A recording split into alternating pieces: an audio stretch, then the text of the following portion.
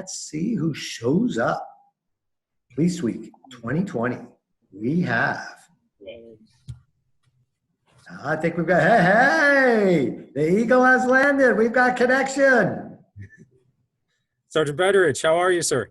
Constable John Lasorda, very nice to see you. Thanks for being on the Police Week edition of Anytime, Anywhere. Now, in Police Week, we love to be able to show our community people and officers and activities that they might not normally see. You are a forensic identification officer.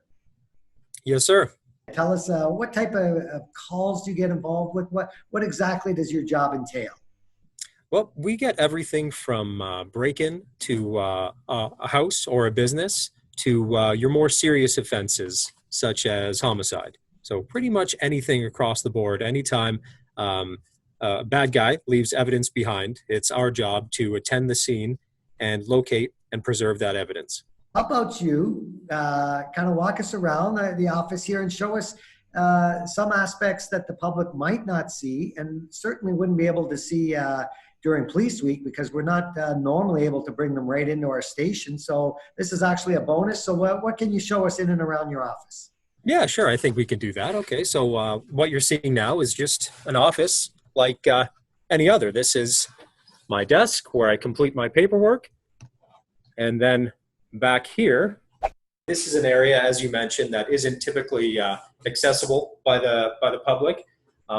We have certain areas within our forensic laboratory for certain things. This is the Fingerprint Laboratory. If I could just move the camera really quick.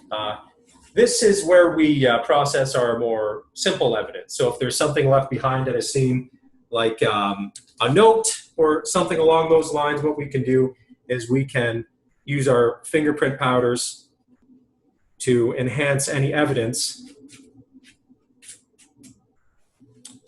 that is left behind. I'm not sure how well you can see that. Ah, I see. Okay, so that let's go to that for a sec, Johnny. Sure. That was a piece of paper. Can you? Yeah. There we go. And there was some fingerprints left on that. Now, what did you do to that in order to be able to see those fingerprints so quickly? Well, as I said, that's one of our simpler methods of fingerprint analysis. That's what we use there is a combination of powders. It's really just tiny little pieces of ink and metal that stick to the things that people's fingerprints leave behind, or the fingerprint matrix. And after we apply our powders, then it becomes visible to the eye, and we can lift it off of the surface or photograph or whatever the case may be. We do different things depending on the evidence. Excellent, excellent. Okay, carry on with our tour here. Okay, so here we have our evidence intake room. This is our main processing area where we will bring our evidence and just kind of decide what to do with it from there. We have a lot of different tools and examination. Another area we have is the chemical examination room. So in here is where we have our more hazardous chemicals, but more effective at locating evidence. I'll just give you a little walk through there. Let me know if you have any questions about anything that you see. I see a lot of chemicals. Lots of chemicals. We use those in combination with our equipment here that we're providing. So the powder is just a quick example of one of those chemicals that we don't really have to do much to. Other chemicals that are stored in that fume hood over there are combined. We mix them up and we use the equipment that we have here to make essentially something new so that we can locate evidence left behind at crime scenes. Sometimes that's fingerprints, sometimes that's DNA, and sometimes it's kind of a combination of both. And when you say DNA, we're including blood in there as well? Yes. It's really anything from a person. Sometimes it's blood, saliva, skin cells, other things. If there was a crime and the police were called to a scene, now our viewers are seeing the importance of how that evidence is gathered at a scene. An officer such as yourself would attend that scene, properly gather it, I would take it, and then bring it back to the office here and professionally really start to investigate and determine exactly what evidence you have.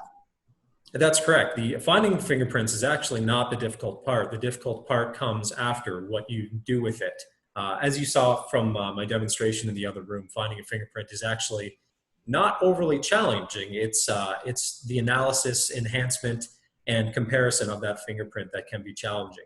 Now, a lot of our viewers, including myself, we watch a lot of TV shows. And what I love in most of the TV shows is that the bagged offender can do the crime and leave the evidence, and the police get called, and they gather it, and they analyze it, and they identify the suspect, and he's arrested, and then he goes before the courts, and then there's a trial, and then he's found guilty, all in 1 hour episode.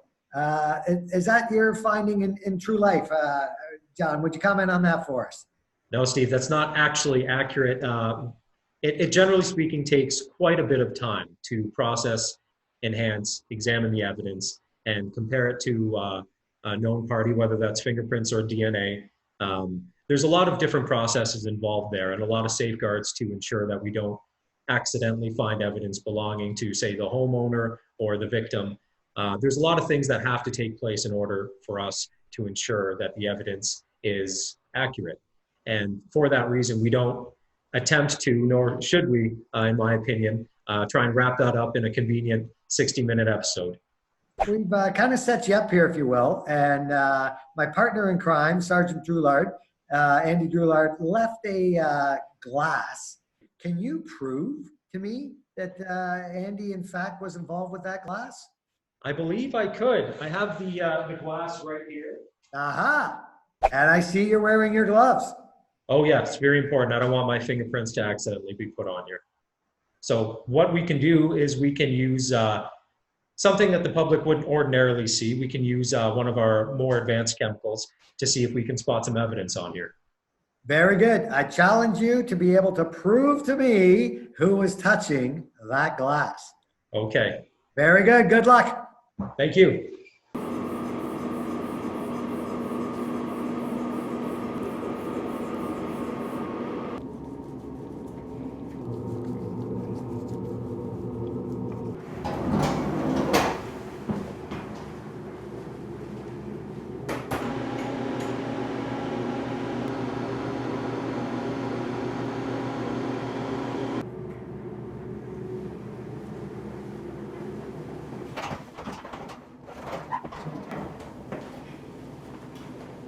All right, you're back. Do you have some results for us?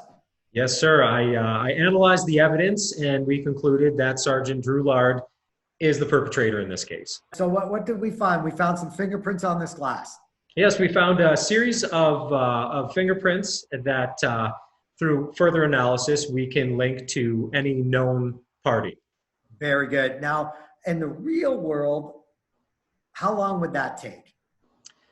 It depends on the quality of the impressions, and it depends on what the evidence is made out. The analysis of a single fingerprint could take anywhere from as little as 25 minutes to as much as several hours. It really, there's a lot of factors there. It depends.